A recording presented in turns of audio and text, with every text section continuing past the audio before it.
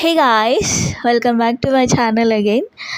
So ఈ వీడియోలో last Sunday నేను చేసిన ఒక చిన్న ప్రయోగం చూసేద్దాం.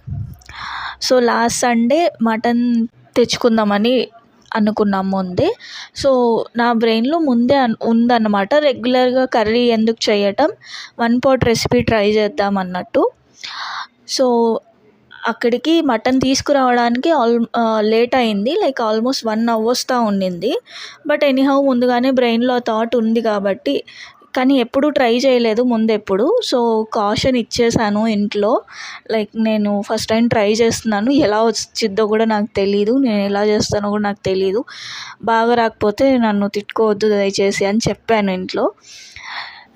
ఏం లేదు, సింపుల్గా మటన్ చేసినట్టే, కాకపోతే పలావ్ మెథడ్ కూడా కొంచెం ఫాలో అయ్యాను. రెండు మిక్స్ చేసి ఫాలో అయ్యాను. నేను ఏ యూట్యూబ్ వీడియో అయితే చూడలేదు ముందుగానే.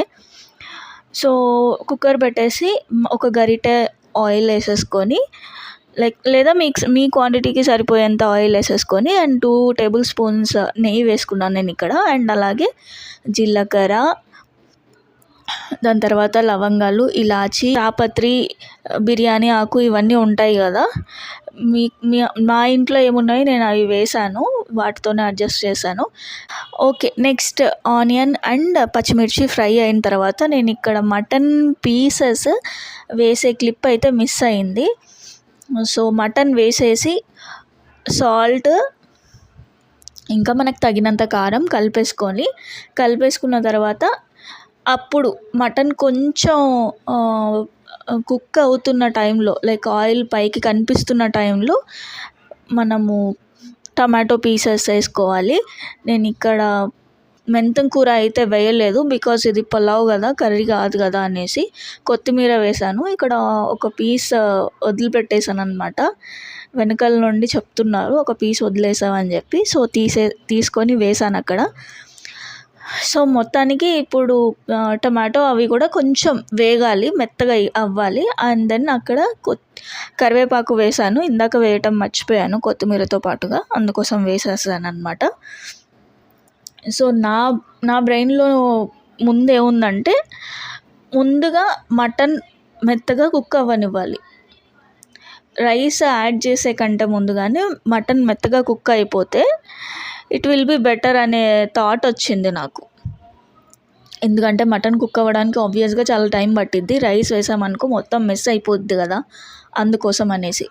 సో ముందుగా మటన్ కుక్ అవ్వాలి అని అనుకున్నాను.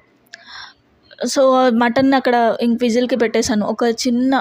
ఒక టీ గ్లాస్ అంత వాటర్ వేసేసి విజిల్కి పెట్టేశాను అనమాట. అండ్ సైమల్టేనియస్గా అందులోకి నాకు దాల్చా కానీ, ఈ బిర్యానీ గ్రేవీ ఇవేమీ రావు, ఆ రెసిపీస్ ఏం ఐడియా కూడా లేదు నాకు, అందుకోసమని. అండ్ గోంగూర చట్నీ చేద్దామని అనుకున్నాను, బట్ మా అత్తమ్మ చేసే స్టైల్ నాకు తెలీదు, ఎందుకంటే ఆమె చేసేప్పుడు ఎప్పుడు నేను చూడలేదన్నమాట. సో నాకు తెలిసిన స్టైల్లోనే చేశాను. ఏం లేదు, కొంచెం ఒక 1 spoon ఆయిల్ వేసేసుకొని ఆనియన్స్, పచ్చిమిర్చి వేగనిక పెట్టుకోవాలన్నమాట. వేగిన తర్వాత మనం గోంగూర వేసేసుకొని అది కూడా వేగనివ్వాలి. అండ్ నేను టమాటో అయితే యాడ్ చేయను, ఎందుకంటే ఆబ్వియస్గా గోంగూర ఆల్రెడీ పుల్లగా ఉండిద్ది, why to add tomatoes and all, అందుకోసమని యాడ్ చేయను అనమాట. సో గోంగూర కూడా వేసేసుకోవాలి. అండ్ దెన్ కొంచెం అది ఆయిల్లోనే మగ్గనివ్వాలి. సో నేను చెప్పాను కదా, మా అత్తయ్య ఫాలో అయ్యే ప్రాసెస్ నాకు రాదు అని చెప్పేసి. మా అత్తమ్మ చేసే గోంగూర రెసిపీ అయితే చాలా బాగుండిద్ది, అండ్ పులావ్ ఇలాంటి వాటిల్లోకి అయితే చాలా మంచిగా అనిపించిద్ది కాంబినేషన్. ఇది కూడా బాగుంది, but this is very different from that. నాకైతే దాని టేస్టే, మా అత్తయ్య చేసే గోంగూర రెసిపీ టేస్టే చాలా బాగా నచ్చింది దీనికన్నాను. ఎనీవేస్, మనం ఏం చేయలేం, మనకు రాదు కాబట్టి వచ్చిందంతా అడ్జస్ట్ అవ్వాలి. సో గోంగూర మగ్గిపోయిన తర్వాత నేను వెల్లుల్లి ఇంకా కొత్తిమీర వేసాను, అది చల్లారే వరకు పక్కన ఉంచాను అనమాట. ఈలోపు మటన్ కుక్ అయిపోయింది, బాగా కుక్ అవ్వనివ్వాలి, మొత్తం ఇట్లా పట్టుకుంటే పీస్ మొత్తం మెత్తగా అయిపోయి ఉండాలన్నమాట. ఆ లెవెల్ కుక్ అయిన తర్వాత ఇక్కడ నేను 1.5 గ్లాస్ బాస్మతి రైస్ వేసాను, నానబెట్టాను అనమాట ఒక 1 అవర్ ముందే. యాక్చువల్గా నేను బాస్మతి రైస్ కుక్ చేయడం ఇదే ఫస్ట్ టైం. అండ్ నాకు తెలిసి మనం మామూలుగా సోనా మసూరి అయితే 1 గ్లాస్ రైస్కి 2 గ్లాస్ ఆఫ్ వాటర్ తీసుకుంటాము. అండ్ నాకు గుర్తున్నంత వరకు 1 గ్లాస్ ఆఫ్ బాస్మతి రైస్కి 1.5 గ్లాస్ ఆఫ్ వాటర్ తీసుకుంటాము. బట్ నేను ఇక్కడ 1.5 గ్లాస్కి ఓన్లీ 2 గ్లాసెస్ ఆఫ్ వాటర్ వేసాను. ఎందుకంటే ఆల్రెడీ నేను మటన్ కుక్ అవ్వడానికి గ్రేవీ కావాలి అని చెప్పేసి కొంచెం వాటర్ ముందే యాడ్ చేశాను కదా.